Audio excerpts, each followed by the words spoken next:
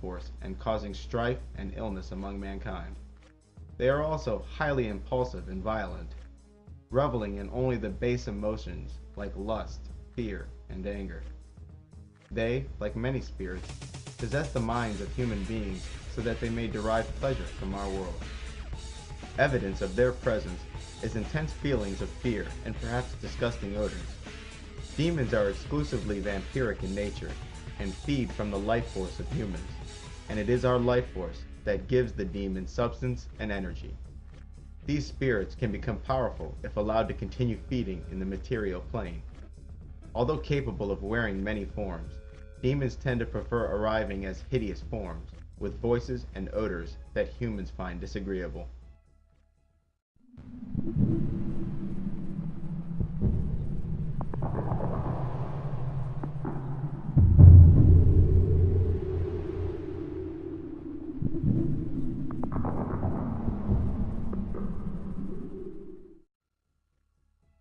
The word jinn is Arabic for demon, and it is where we get the word genie.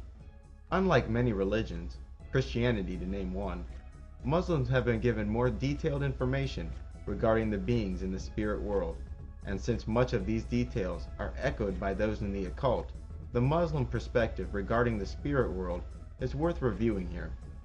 Muslims believe that the jinn were created before mankind and are beings of free will to an extent. The bodies of the jinn are said to be made of smokeless flame, while humans are said to be made of clay and angels made of light. The jinn may come in many forms, but the most common forms are those of spirit, those of man, and those of snakes. There are many reports throughout the scriptures of Islam of jinn in human form. Jinn are said to cause strife and illness among humans and, although not all jinn are evil, delight in making hardships for mankind. Jinn who are wholly evil and operate as direct agents of Satan are called shayateen, and our more powerful jinn are called afrit.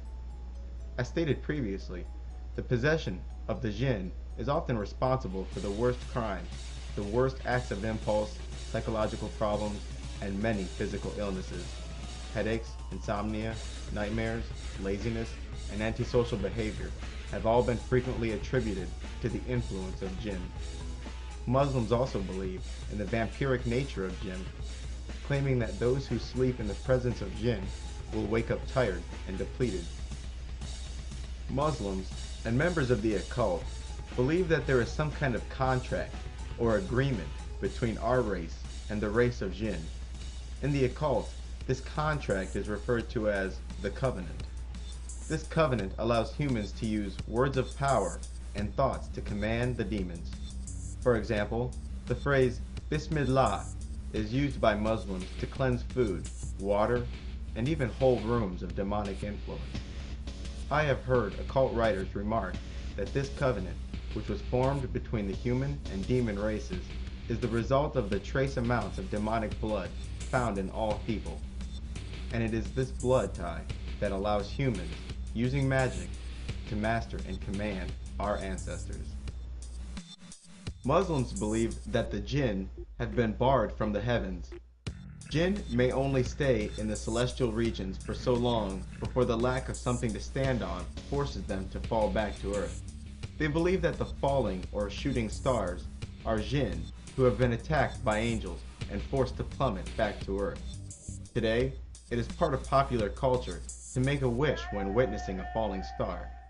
Since making a wish is something you're encouraged to do upon meeting a genie, it is likely that this tradition of making a wish when witnessing a falling star is based on the Muslim belief that shooting stars are genies. Naturally, Muslims are prohibited from making a wish upon seeing a shooting star, and are further prohibited from employing the aid or services of demons. Muslims believe that the jinn mostly prefer to live in places far from the habitation of humans, but the human-looking demons may choose to live among mankind. Jinn are believed to live in places such as oceans, caves, underground, and in the sky, and may even be inclined to occupy dirty places such as landfills and bathrooms. Some jinn, if not all, are capable of reproduction. Followers of Islam are discouraged from keeping dirty and unsanitary living quarters, as it is claimed that these habits attract a jinn into the household. Holy water, which is simply water that has had certain prayers uttered over it, is also used to cleanse a room of jinn and their influence. But there is one jinn you can't just cleanse away, and that is the jinn that was assigned to you at birth. The Muslims, like many in the occult, say that each person is assigned a demon and an angel at birth. This combination of angel and demon in your relationship to them is the true source of much of your personality. Christians only believe in guardian angels because the guardian demon is not mentioned in the Bible, to my knowledge anyways.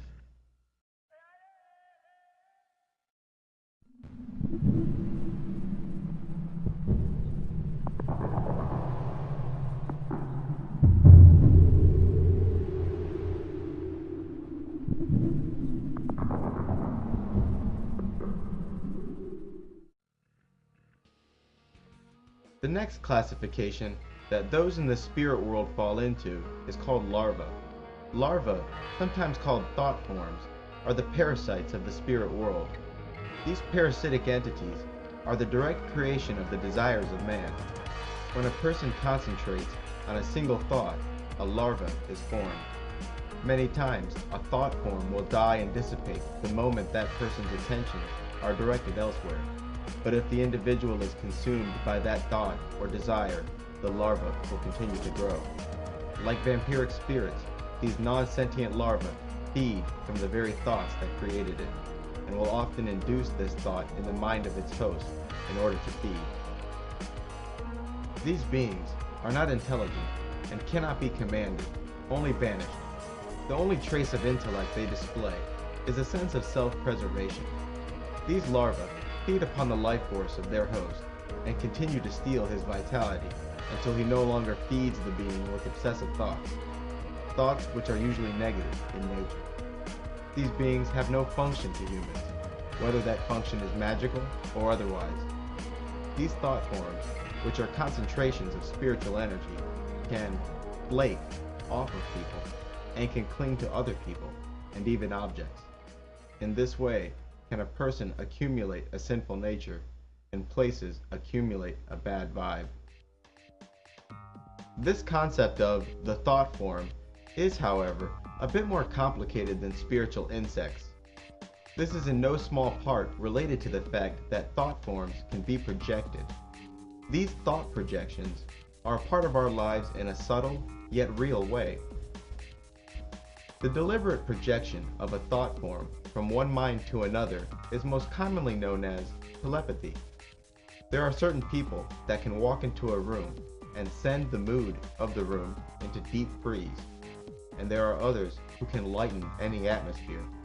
Humans, and even non-humans, will subconsciously sense the nature of a particular aura and act on that sense in very conscious ways. How many times have thoughts of someone you know come into your mind moments before you received a call from them? Some of these instances are coincidence, in that the people who we often receive phone calls from are the very same who are often on our minds. In other cases, especially when the thought of that person came abruptly and did not evolve into being, as most day-to-day thoughts do, you may have experienced the phenomena of telepathy. The idea of the evil eye pervades many cultures to this day. The evil eye is the sending of malicious and hurtful thoughts through an intentional act of telepathy.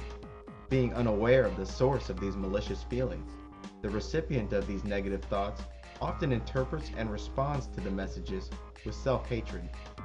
The recipient isn't the only one who will feel the pain of this attack, however, because the sender is feeding his own larva. Further, the recipient may have an unconscious urge to begin thinking negative thoughts about the sender, which can cause physical and emotional damage to the original sender. Most religions warn against thinking negative thoughts about other people or cursing others under your breath. There is perhaps a good reason for